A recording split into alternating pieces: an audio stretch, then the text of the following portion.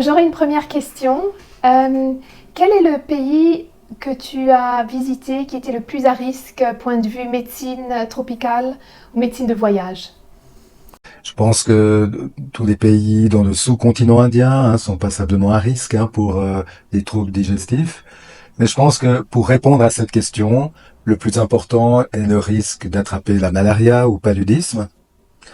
Là, clairement, les pays d'Afrique subsaharienne, c'est-à-dire les pays en dessous de la ligne en fait de la région du Sahara, sont à risque important.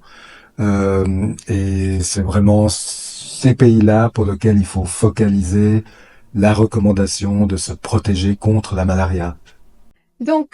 On vient d'entendre que la plus grande inquiétude que vous avez, c'est le malaria, le paludisme. Je voulais vous demander comment vous préparez-vous quand vous partez en voyage? Et pour ça, j'ai une checklist de choses à ne pas oublier qui vont du passeport aux cartes de crédit, à la lampe frontale, etc. Et puis ensuite, évidemment, il y a l'aspect santé. Pour l'aspect santé, la première chose la plus importante, c'est de voir est-ce que je voyage dans un pays où le risque de malaria est élevé, donc est-ce que je dois prendre une prophylaxie, un médicament pour me protéger contre la malaria.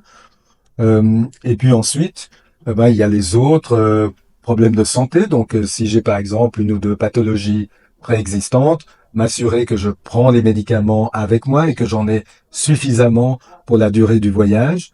Et puis ensuite, finalement, c'est les choses les plus simples, les plus utiles, du désinfectant, des sparadraps pour éviter que des petites plaies se surinfectent, et ce genre de choses. Bien sûr, un des points essentiels est de m'assurer que j'ai toutes les vaccinations soit obligatoires pour entrer dans le pays, soit recommandées. Alors, à force de voyager, on a de moins en moins besoin de vaccins parce que la plupart des vaccins qu'on utilise, si on a fait un ou deux rappels, eh bien, ils sont valables sur des longues durées, voire même à vie. Un autre point essentiel est de se protéger contre les insectes qui sont vecteurs, qui peuvent transmettre certaines maladies, non seulement la malaria, mais également une maladie qu'on voit de plus en plus, qui est la dengue, par exemple. Eh bien, c'est la protection contre les piqûres d'insectes, et en particulier les piqûres de moustiques, avec des sprays qu'on peut se mettre sur la peau.